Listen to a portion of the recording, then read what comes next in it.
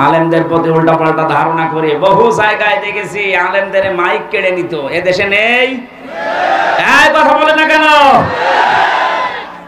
রাজশাহীর মাওলানা আফতাব আহমেদের মাইক কে যেন কেড়ে নিয়েছে কোন জেলায়, আমি দেখলাম ভিডিওতে।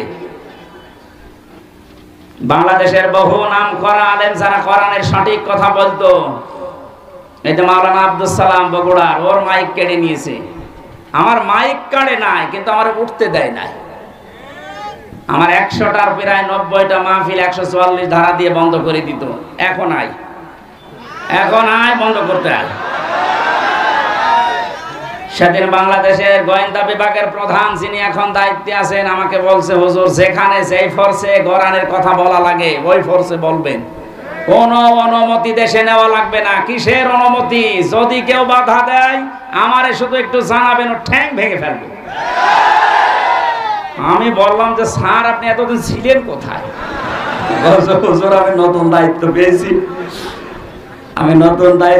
আমি মুসলমানের যা কাজ আমি তাই করব, আপনি দোয়া করেন, আর কোন জায়গায় কোনো বাধা আসবে না ইনশাআল্লাহ। সুতরাং এই 8-9 বছর তো আমি এই ময়দানে ছিলাম, তার ভেতরে 3 বছর ভেতরে ছেলে, বাকি যে 7-8 বছর প্রচার করেছিলাম যত বাধা পেয়েছি। এখন আসেন তো দেখি কোন মায়ের দুধ খেয়েছেন, আমি দেখবো। আসেন, স্টেজ পর্যন্ত আসতে গেলে আপনার ঠ্যাং ভেঙে যাবে ইনশাআল্লাহ।